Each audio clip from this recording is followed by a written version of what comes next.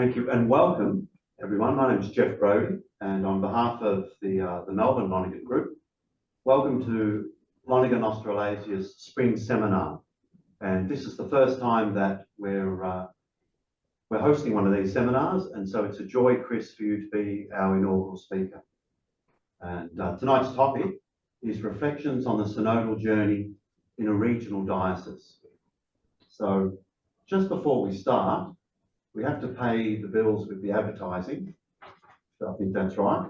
So just by way of background for those of you joining us, the Melbourne Lonergan Group has been meeting for many years, and we meet monthly on the second Tuesday of each month. And the option that if you can't make it personally here to St Mary's, Swanston Street, then the meeting is always accessible online. And we regularly have people from Sydney and Adelaide join us. And tonight is the first of our seminars, but the next spring seminar is on the 11th of November, where Professor Matthew Ogilvie from the University of Notre Dame, Notre Dame, Australia, will present on Lonergan, finality, love and politics. And then we'll follow it up in further seminars in autumn next year.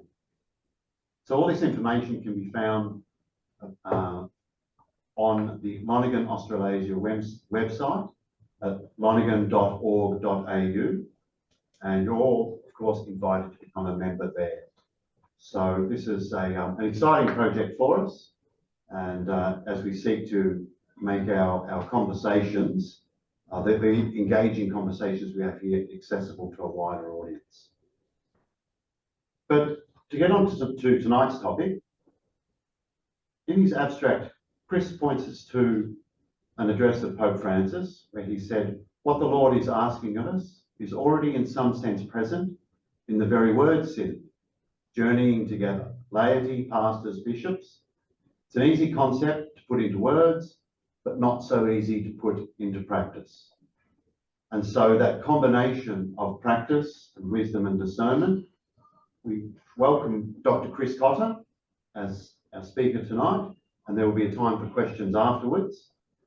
And but Chris is currently Director of Mission and Pastoral Life for the Catholic Diocese of Sandhurst. And in this role, Chris leads the Office of Mission and Pastoral Life at the Diocesan Chancery in Bendigo.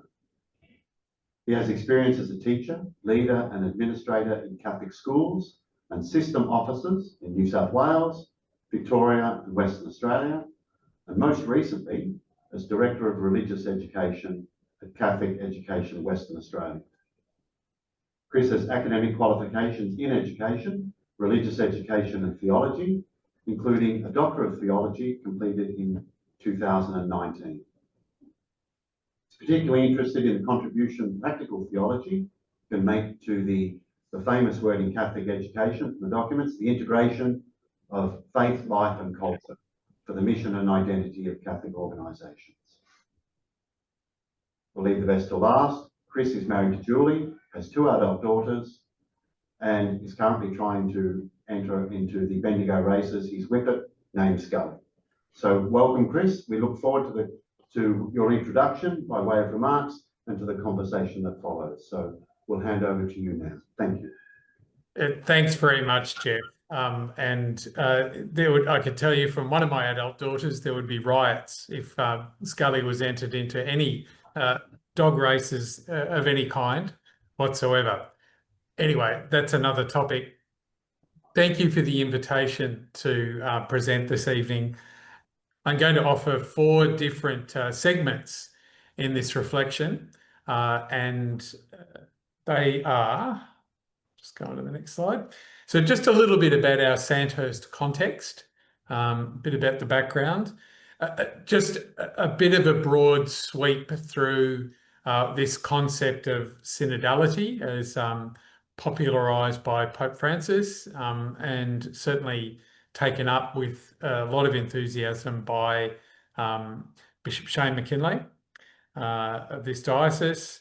And the third part, looking at the key synodal principles and practices that we've tried to put into practice, tried to live by in and I'm going to do it in a narrative form. I'm going to tell a story about one particular part of our synodal path here in Sandhurst. And to conclude, just a brief reflection on how that implementing the synodal principles and practices has created what I would see as a condition of possibility for conversion, both at an individual and also perhaps at a parish, community, and maybe even diocesan level. So just something drawing on, in particular, Lonergan and a little bit of René Girard as well. So without any further ado, just a little bit about the Sandhurst context.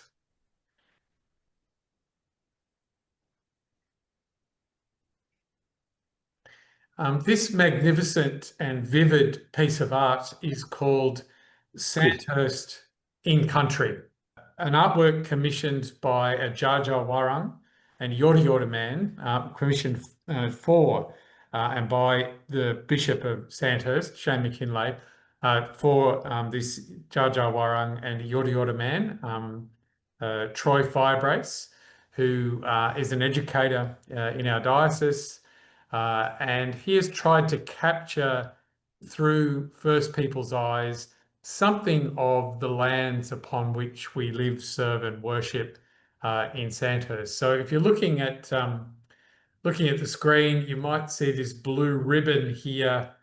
That would be the Murray River. And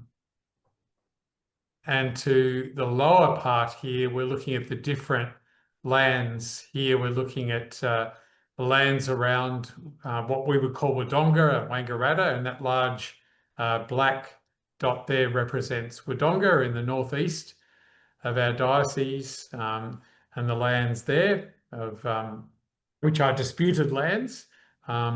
This green part here, centred on that black dot there, which would be Shepparton, Yorta Yorta, and Toongaroong land.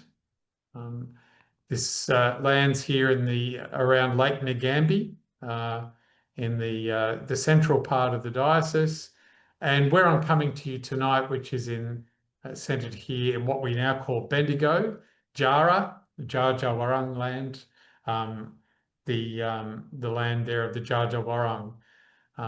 And we're really grateful for this gift of this artwork, which we carry with us around the diocese as we present to parishes and visit the various places. Above the representation of the river are the various dreamings and stories of the First Peoples around our diocese.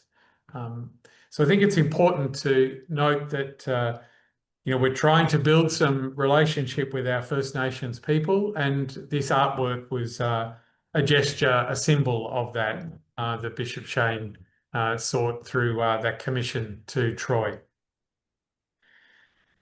So looking now at the province of Victoria, Sandhurst forms the central part of Victoria there.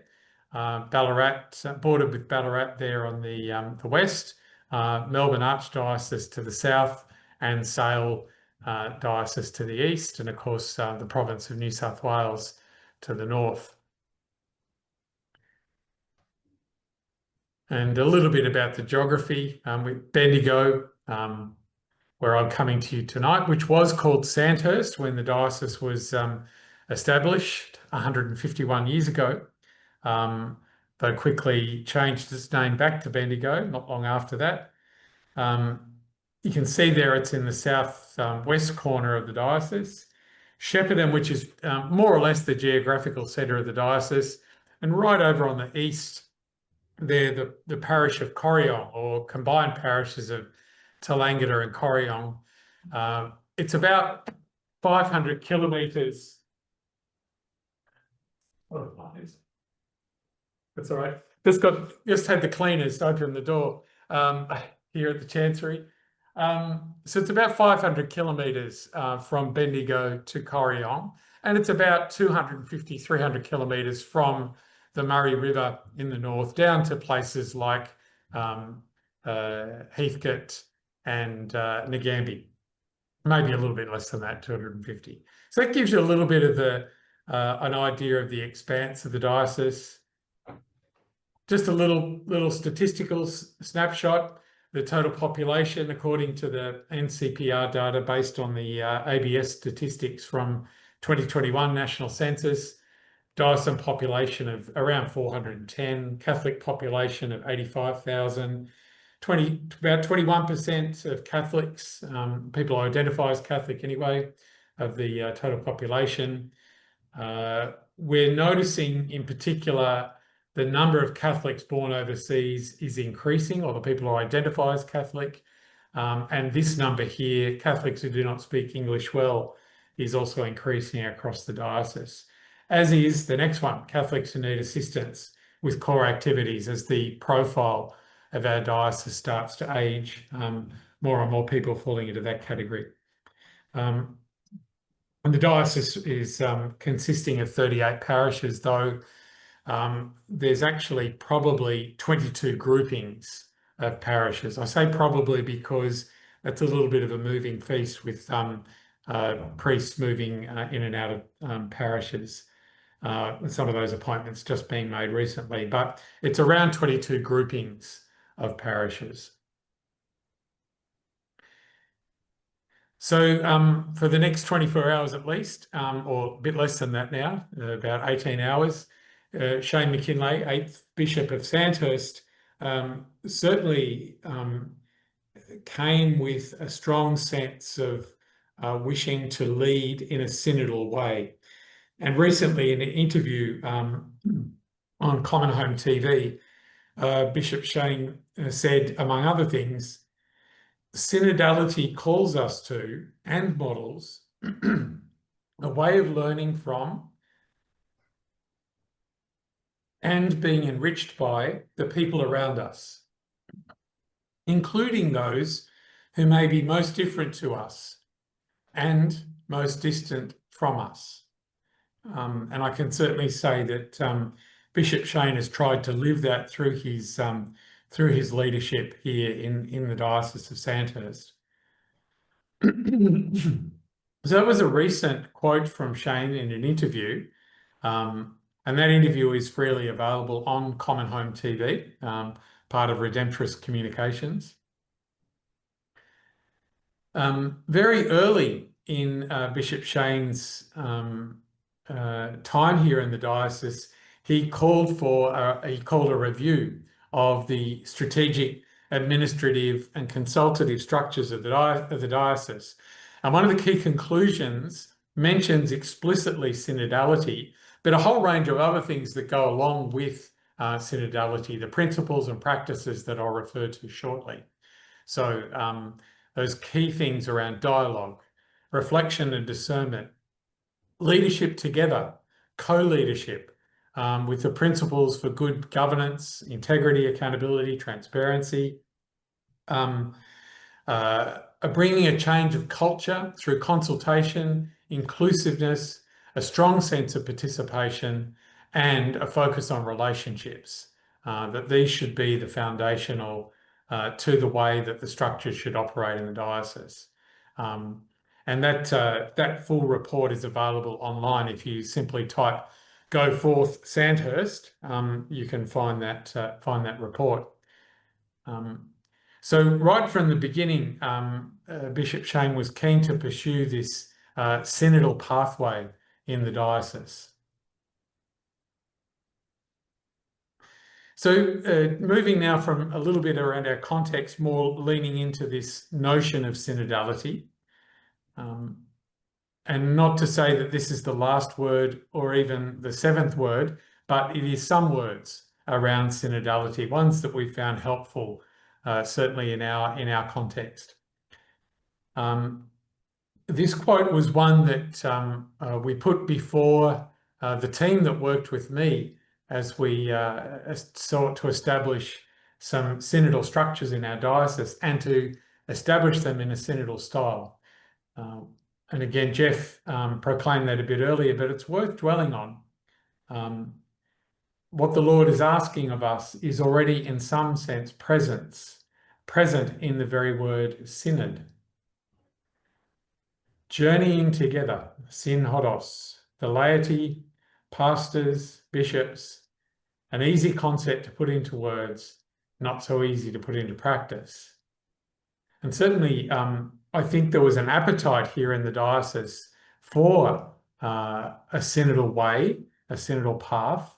But again, a significant change in culture, a significant change in attitude at every level, from here at the Chancery, in parishes, in the parish pastoral councils and finance committees that operate, and of course in our other entities and bodies that operate in the diocese.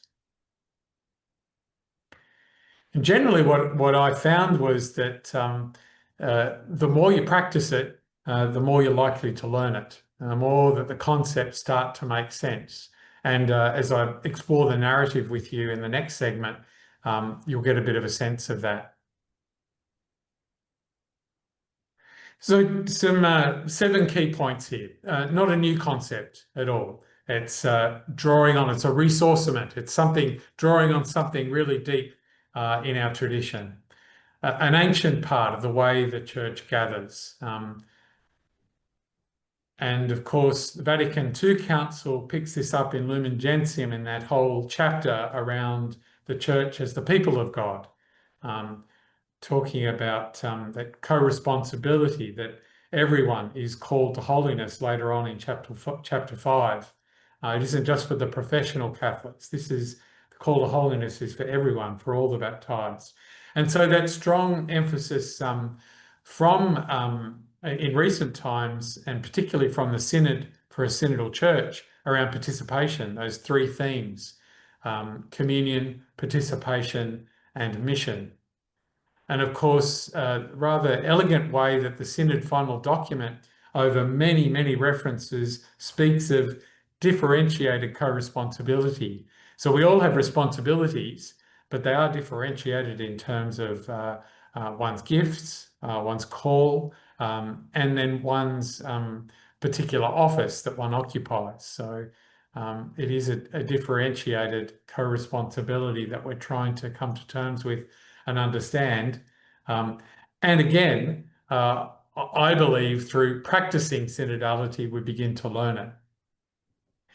So of course, if we're going to try and do those things, it has implications for the way we gather, for our structures, for the way we conduct our meetings, and indeed for our culture. And I find this particular image of the Universal Church and the way it has decided to now meet at Synod assemblies to be really instructive. So the image in the right-hand corner of the Synod Hall, the official Synod Hall at the Vatican, with bishops and cardinals, they're gathered in hierarchical order, with the most important at the front, proceeding to others at the back, contrasted with the way in the last synod, the Synod for a Synodal Church, the 16th Ordinary Synod, the way that the 2 assemblies gathered in a very different way. At round tables, everyone seated at the same level, the ordained, laity, women, men, professed religious, together on that floor. It changes the way we perceive what synodal gathering for synods might be.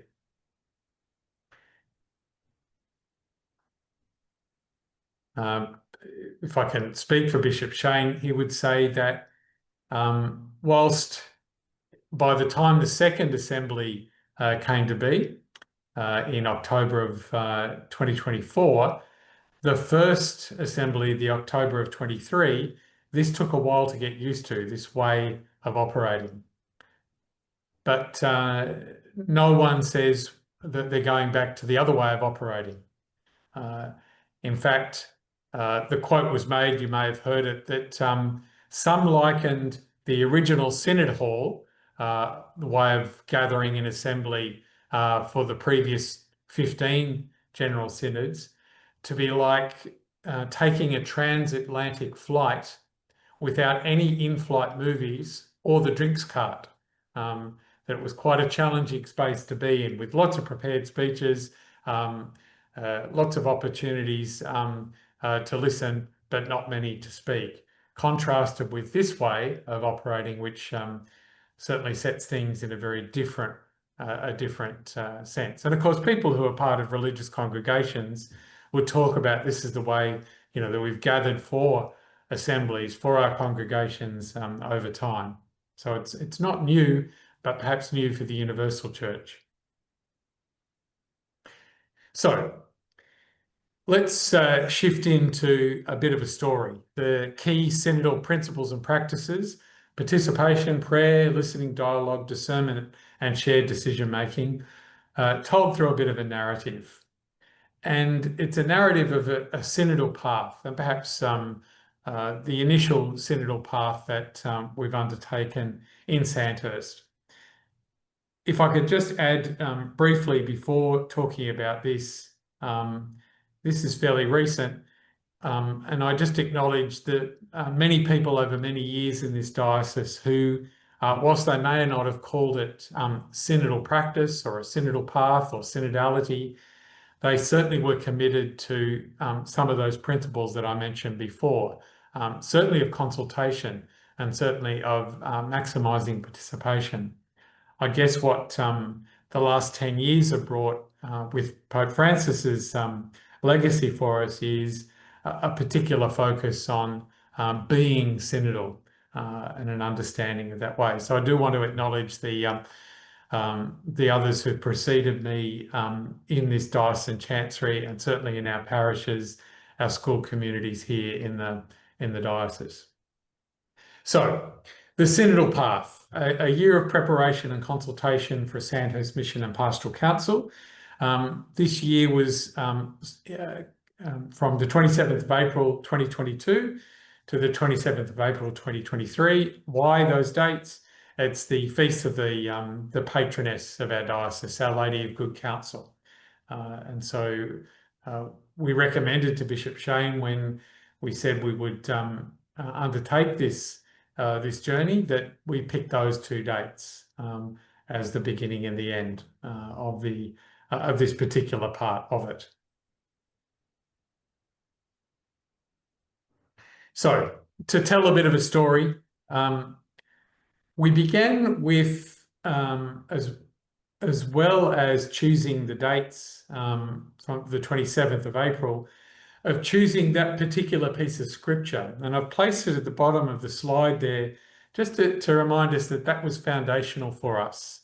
And you might remember, if I cast your mind back to an earlier slide of the review, review of the structures and administration and consultative structures of the diocese. It was titled Go Forth, the Go Forth report. And so in terms of continuing that notion of go forth or go therefore, make disciples of all nations, we really adopted that as our scriptural theme for that year. And it's one we keep returning to as a diocese. So the synodal path began with a call to prayer. So Bishop Shane wrote a prayer, which we promoted around the diocese and invited people across our diocese to begin praying at Mass, privately, whenever they gather, using this particular prayer and a particular invocation of Our Lady of Good Counsel to pray for us as we take this journey on unfamiliar paths and through challenging decisions, as the text says there. So that was the first step, the invitation to prayer. And that then unleashed a flurry of activity, a flurry of planning, where we announced that a long period of consultation would take place in the diocese, and we published a plan. Well, Bishop Shane published a plan to say What the purpose was? The purpose was to inform people about what the proposal is to establish a council for the diocese, a diocesan pastoral council. The recognition that this diocese had had a diocesan pastoral council 15 years previously, and that it hadn't been in operation for more than 10 years. The recognition that this was, whilst it wasn't something new, we wanted to let people know what the bishop's intention was, who would be on it, what the council would consider, what sort of things would be going into the constitutions for the council, and inviting people to make suggestions for the kinds of things that the council might look at, the kinds of considerations that the council might undertake, the kinds of deliberations that it might have. So we did a flurry of activity over a number of months, putting together a plan, and then Bishop Shane promulgated that plan. On the 24th of July, he then commissioned me and a member of my team at the time, Ruth Lawler, who was the youth ministry coordinator for the diocese, and I co-opted her into this into the project for 6 months. And at Mass on Sunday at the cathedral here, Bishop Shane commissioned us to speak, listen and pray with the people of God in the diocese. And so from the 27th of July through to the 13th of December, we conducted 52 meetings across the diocese.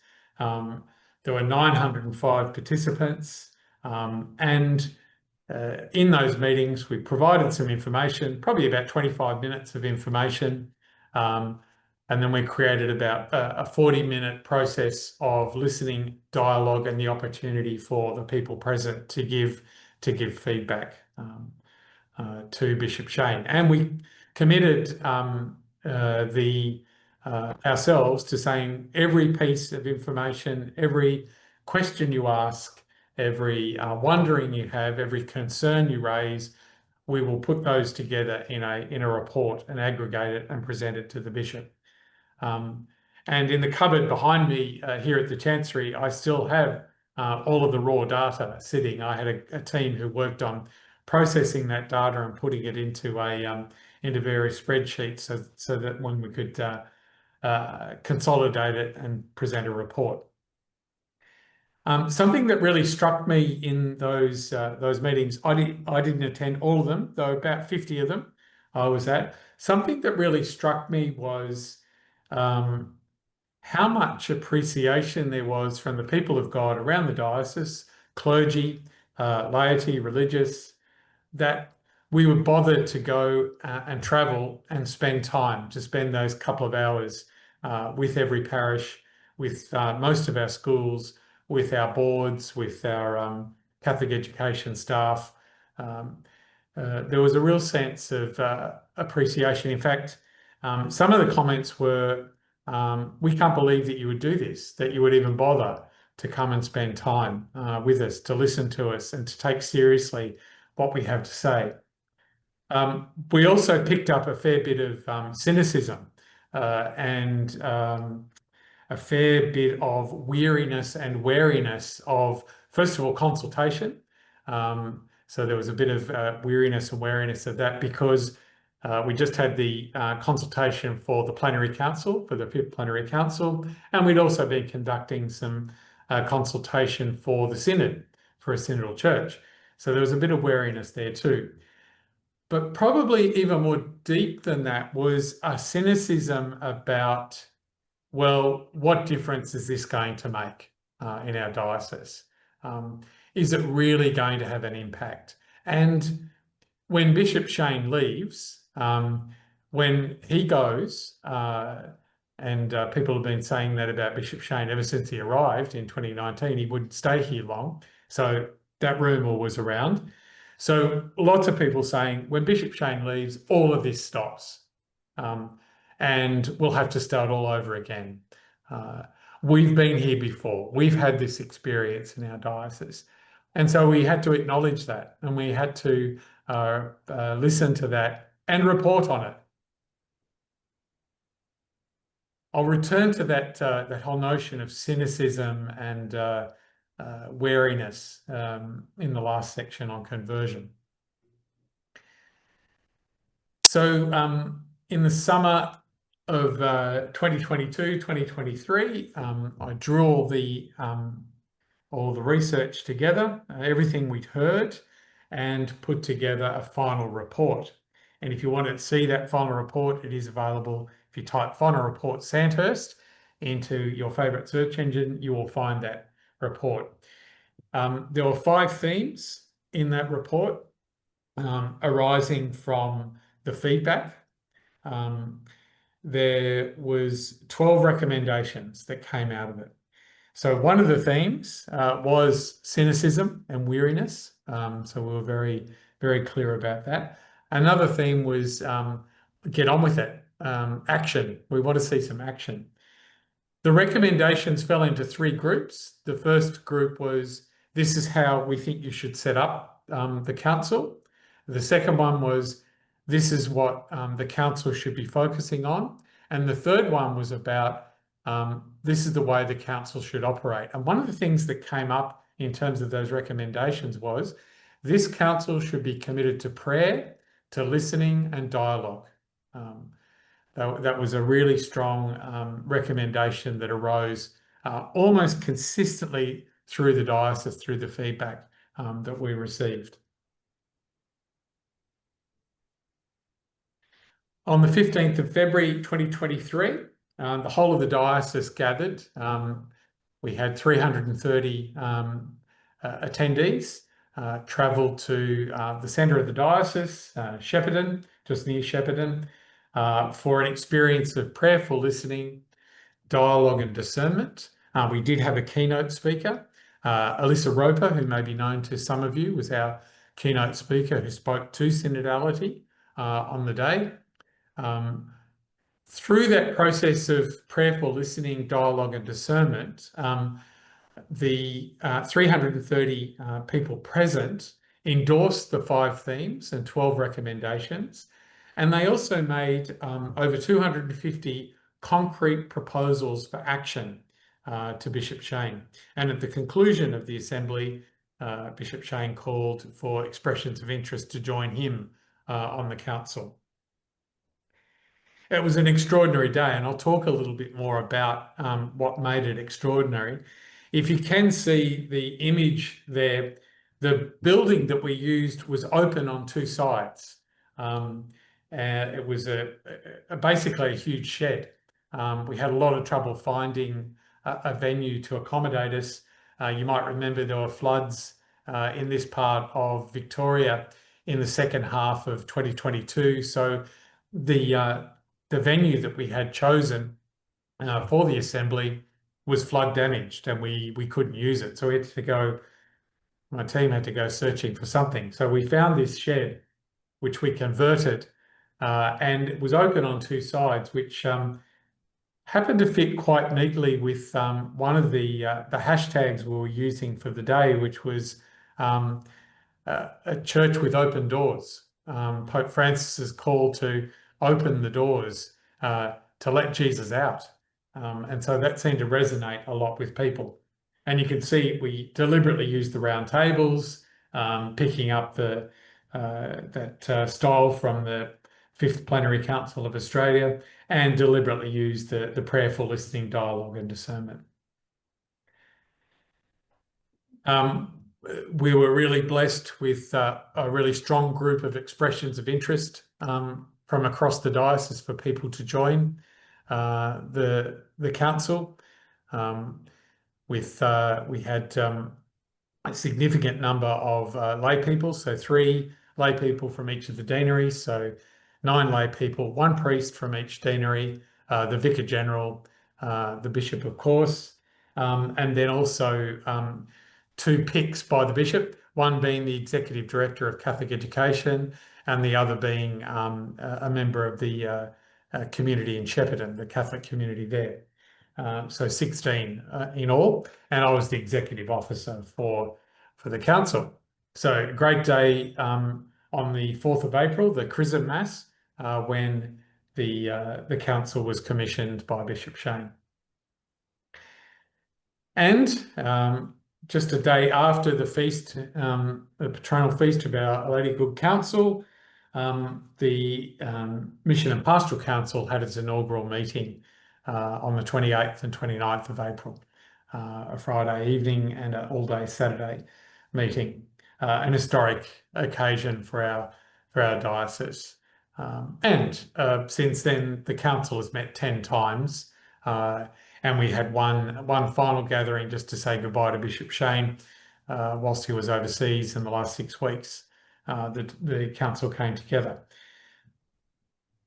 So a significant journey, and I just want to point out some of those principles, but also practices.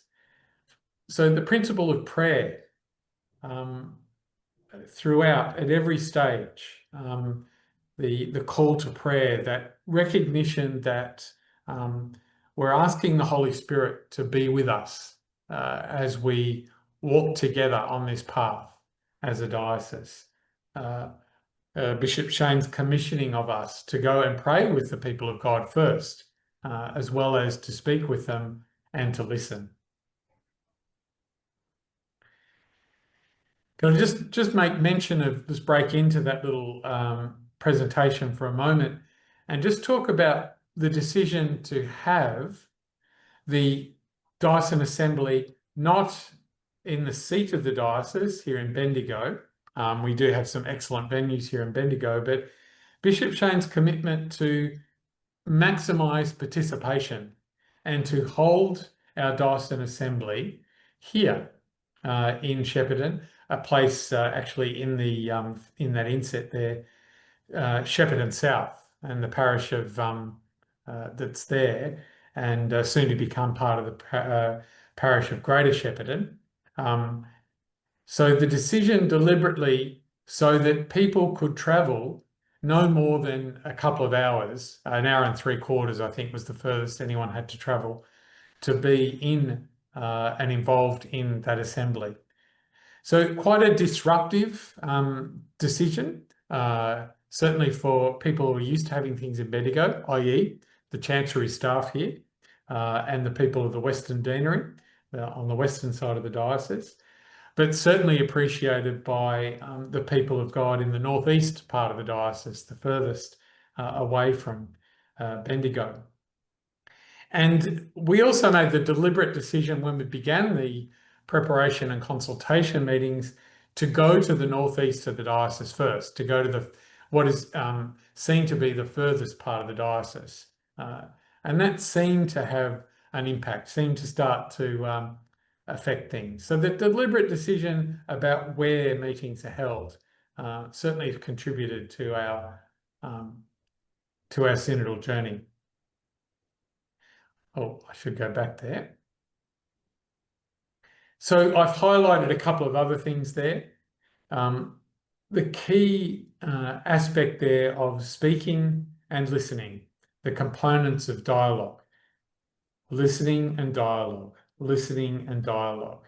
One of the hardest things to do, I think, is to listen, to pay attention to people, particularly, as Bishop Shane mentioned in his quote, particularly those who I see as different from me, who might hold a different understanding of liturgy or a different interpretation of what it is to be church.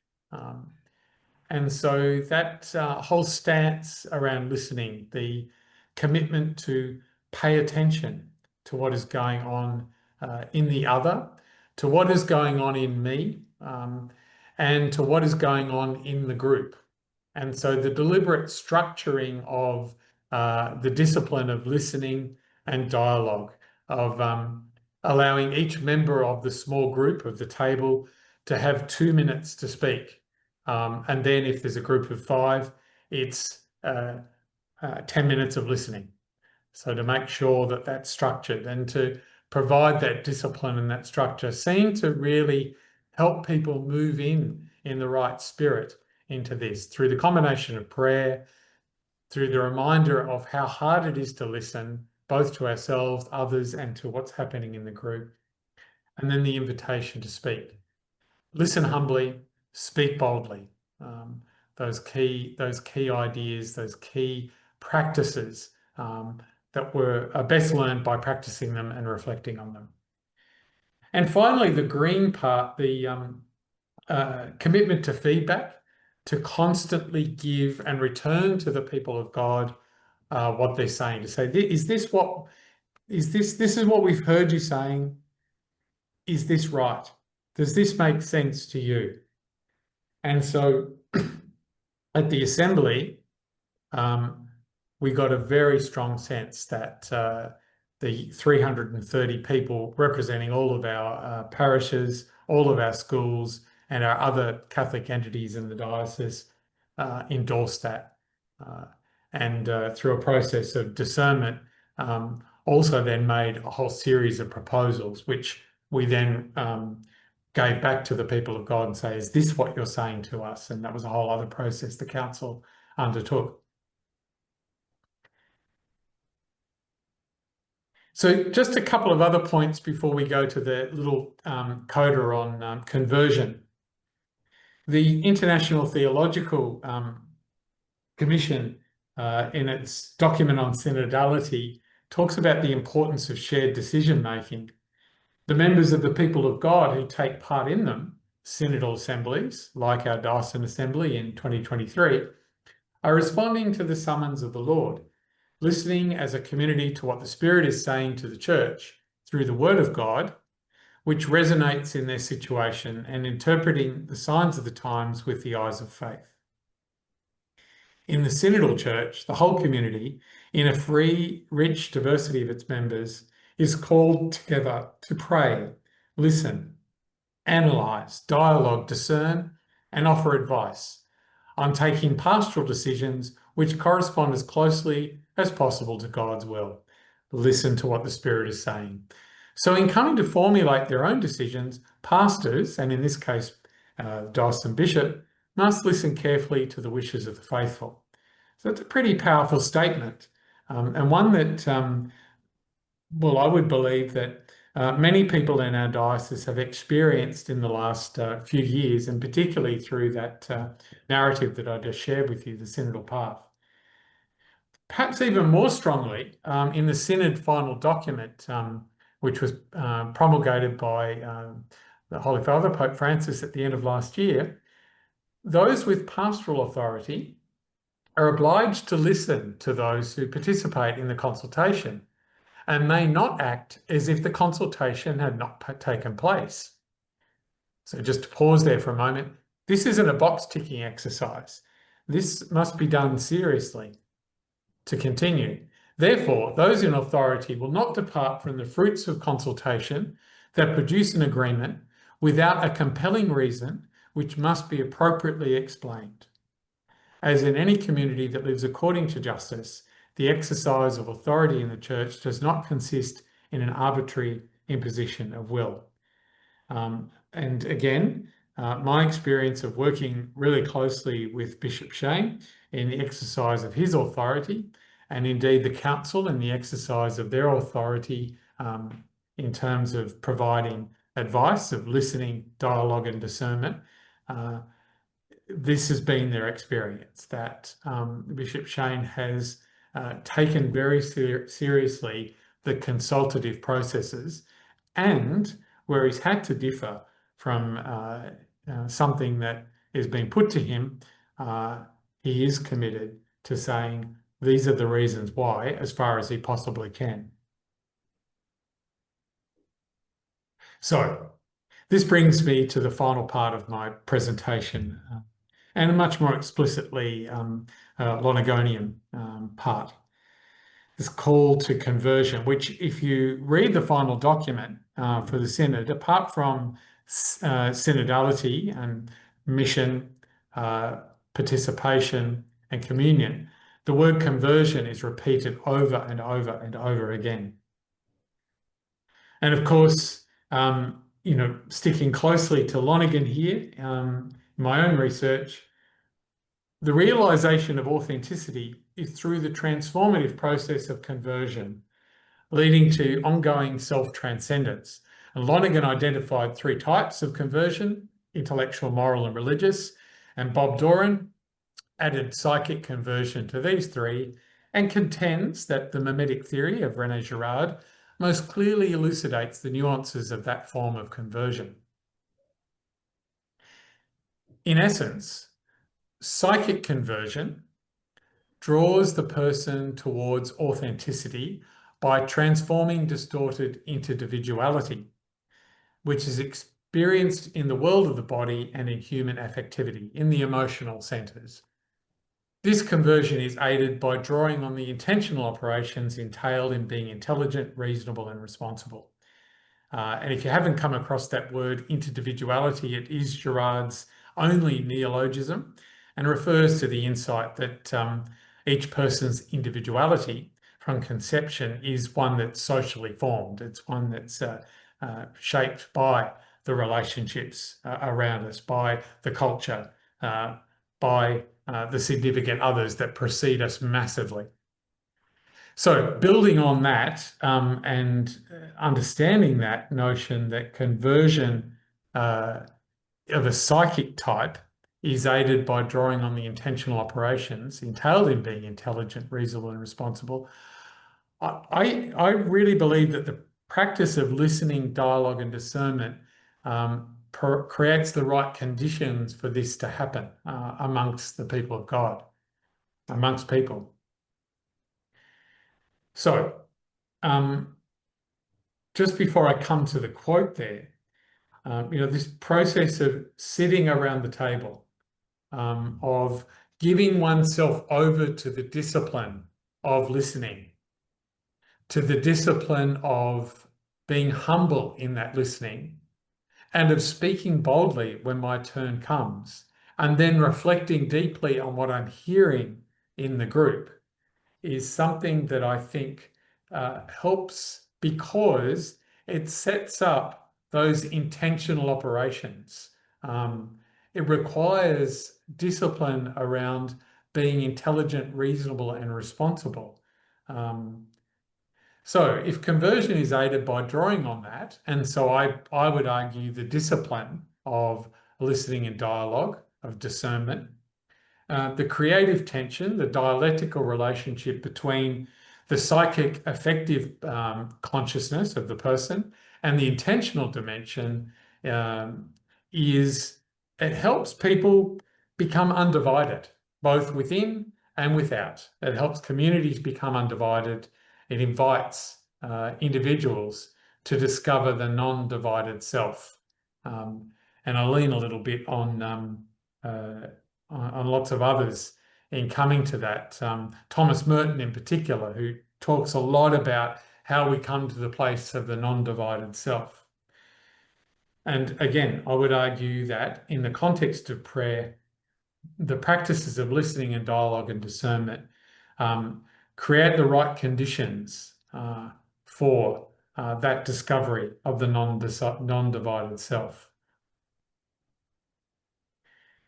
And you may be familiar with the practice of spiritual conversations, or conversations in the spirit, as they were dubbed at the Synod for a Synodal Church, and that really strong discipline there, centred in prayer, centred in that vertical experience of listening to the Spirit within and among, but really carefully following the various rounds of sharing there. I mentioned before the theme around hope in the face of hurt and cynicism. And on page 10 of that final report, it says, the people of God see hope in the establishment of this council, but some are wary, cautious, and even cynical based on their past experiences. And I did speak to that before. However, I firmly believe that by stepping into the synodal practices and embracing the principles that I've outlined, the reality and the potential transformation of that reality can be interpersonal, social, and cultural. It can transform persons because it's something we do together. If it's true that we are socially formed, then we need others to help us to move, to take those steps towards conversion. And even though conversion is a deeply personal matter, it is actually realised interpersonally. So I've stepped you through a little bit of our Sandhurst context, explored some of the notions of synodality. Through a narrative, I've told you something of our key synodal principles and practices that we've tried to live here in the Diocese of Sandhurst. Certainly not perfectly, certainly learning a lot along the way. And I believe creating the conditions of conversion, that something is starting to happen in and among the diocese, and particularly with the departure of Bishop Shane, the strong commitment that the Vicar General has, and other key clergy and leadership, certainly my team, have to remaining faithful to those synodal principles. Canon law speaks of certainly no innovation happening while the see is vacant, but also it speaks of a sense of continuity and fidelity to the previous bishop. And so we're leaning heavily into that. And in the hope that we might all become truly who we are called to be, this authentic, loving selves. Thanks, everyone.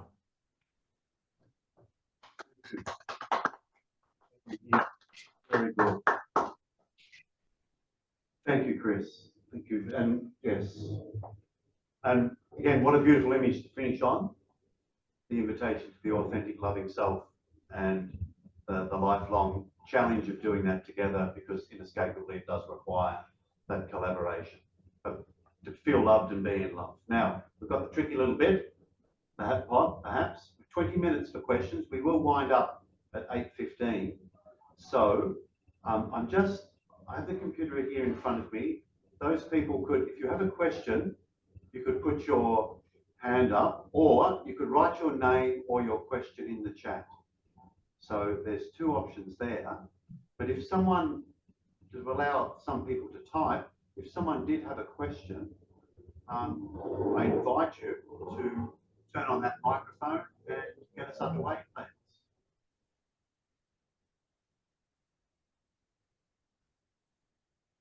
And it's always a funny thing not being in the same room. So just to give people just a little bit more time. So Chris, the notion, it came out strongly, the notion of the pastoral dimension of synodality, and then the call for Bishop McKinley to give thorough reasons why, if he differed with a conclusion there. Could you say a little bit more about your experience of conversations that maybe identified irreducible differences, or the points of view that the synodal process of that careful listening, but from my point, would just highlight the differences and not maybe point to a resolution, having not been involved in that process? So a little bit more about that, please. I can give you an example, Jeff. In one of it was in more than one place. We got some very strong feedback from some the faithful, both ordained and lay, that in their view, a synodal church was incompatible with a hierarchical church. And they were very keen, and I honoured their view and listened to it. And indeed, it's noted on one of the pages of the final report that was insisted that be contained and noted somewhere.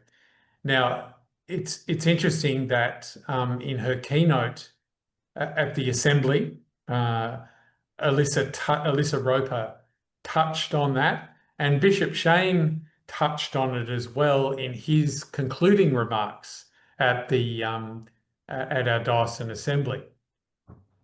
And they both said the same thing, though slightly differently. But essentially, the point that both of them made was that a hierarchical church can't operate properly and authentically unless it operates synodally.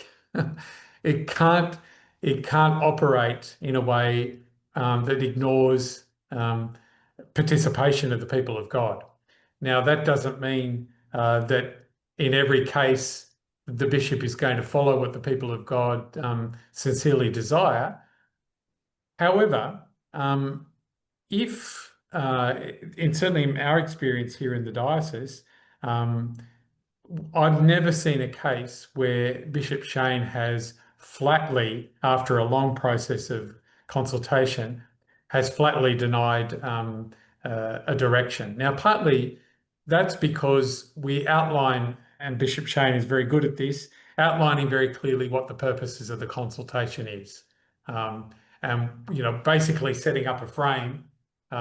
Once you're clear about the frame, then there's a whole lot of freedom to operate inside the frame. And I think that clarity is really important if we're going to embark on a synodal journey, of being very clear about what we are consulting about and what the boundaries of that consultation is, and being really firm and clear about it, acknowledging if people want to go outside the boundary, and reporting on that and making sure that that's included, but making sure also in a very in a pastoral way what the intent of the consultative process is.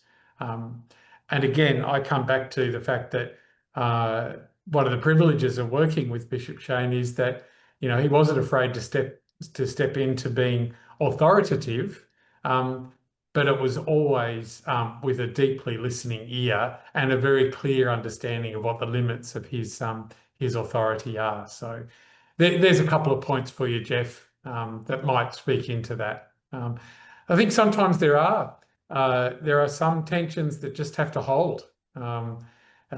And, you know, if we take seriously that dynamic within each one of us of the, you know, the psychic, you know, that whole psychic sense of consciousness, the affective psychic, as Doran talks about, and the intending consciousness, well, those things are intention. And when they're intention in a healthy way, they're going to be dynamic and help things to move forward. And certainly it hasn't always been my experience, but largely that's been my experience here over the last 4 and a bit years that I've been working in the diocese. It's a great question, Jeff. Lots and lots in that. Yeah, thank you, Chris. And I'm not surprised that Bishop Shane was able to bring some of that hard-won Ballarat wisdom over to Bendigo, and that it was such a fruit over there. So, so that's good to hear. Now, again, let's not be afraid of silence as we figure this out, and look and invite another question, please. So I can't see anything in the chat, and I'm looking for hands up. John. Hello, Chris. Hello, John.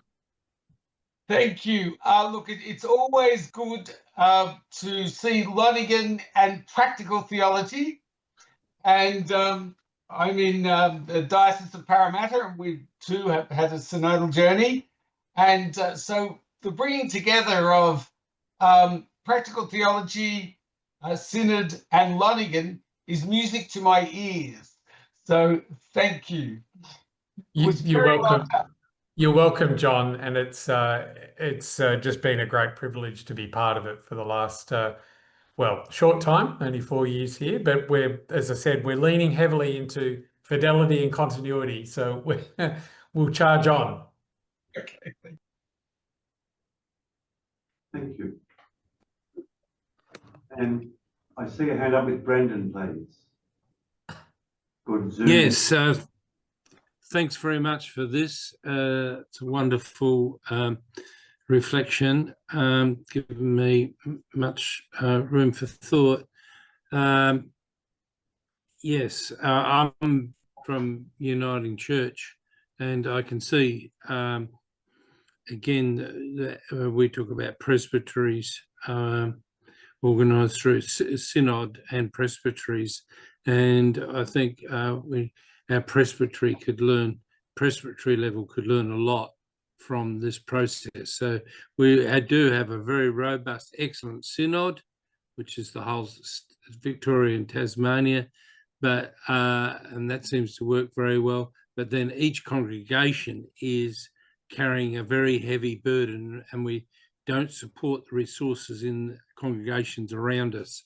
So I think this is a big learning for me. So thanks.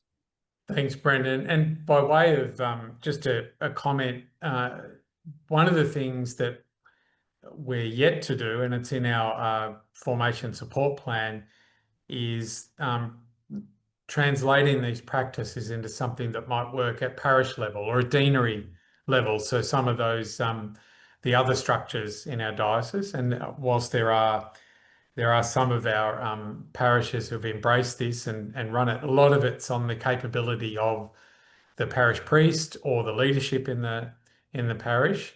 And so our commitment is around some ongoing formation in that way, to resource, to support, to help people to learn by doing, by practicing it themselves. And so I think I hear a lot of that coming up from the grassroots in our diocese, that's our next step. And indeed, I've just preparing a profile for our administrator when he's hopefully elected next Monday, to say this is one of our challenges that we need to step into as a diocese. Thanks, Brendan. Yes, thank you, Chris, the care of that response. Again, calling on another question, please.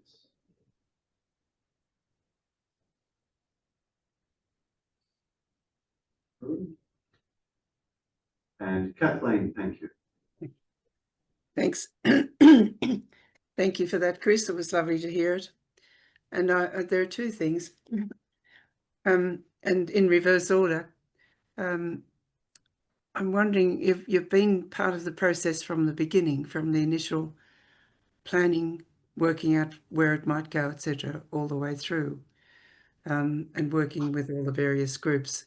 And I suppose the first question is, how confident are you that the foundation is firm enough for it to be carried forward by the people of the diocese? Because they're the ones who have to carry it forward if it is going to be carried forward.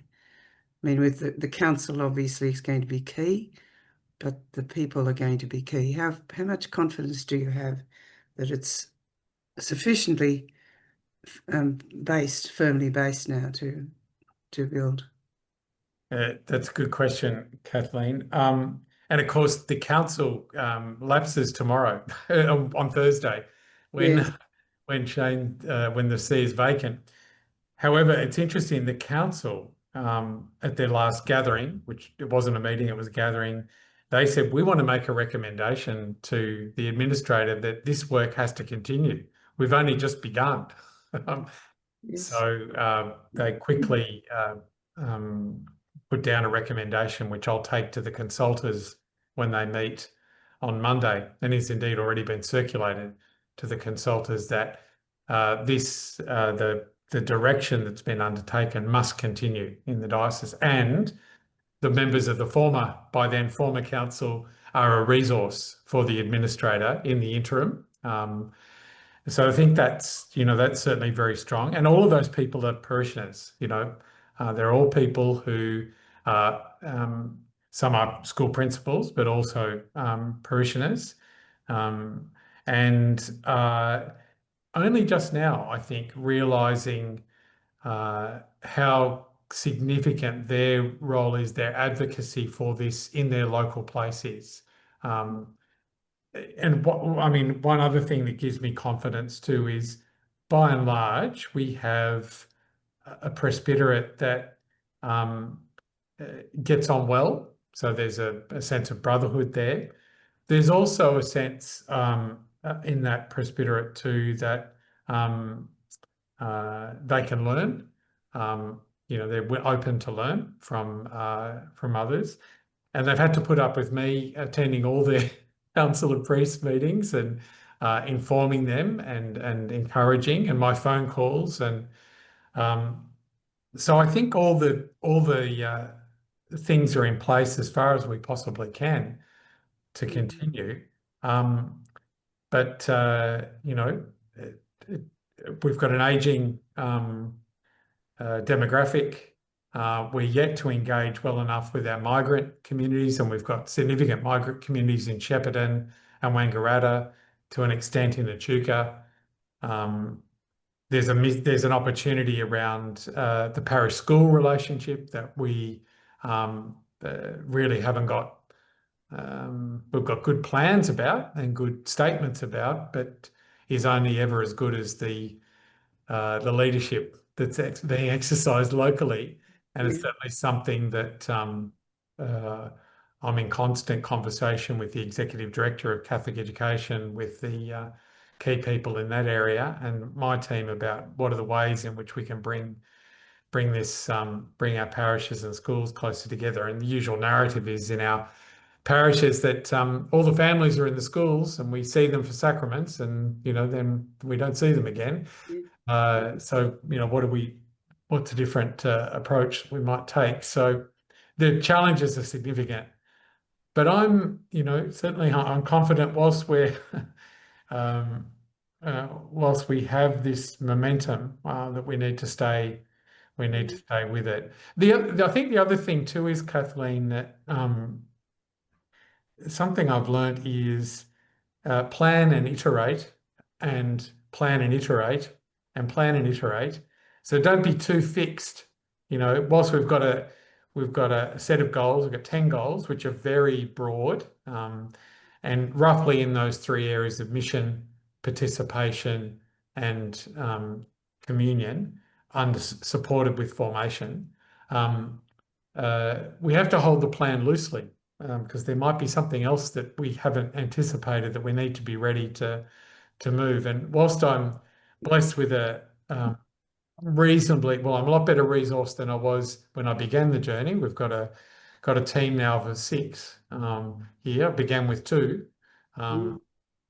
So we certainly got from the Chancery more chance of having an impact. So does that answer your question? How confident? Let's say 70%.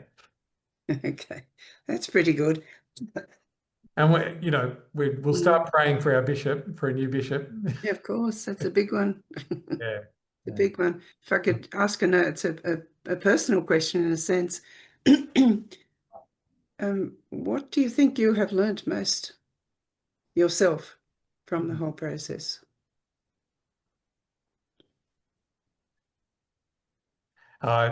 Do not underestimate the power of that personal presence of, whilst the bishop didn't get to all those 52 meetings, I was there and I was able to say, I'm here.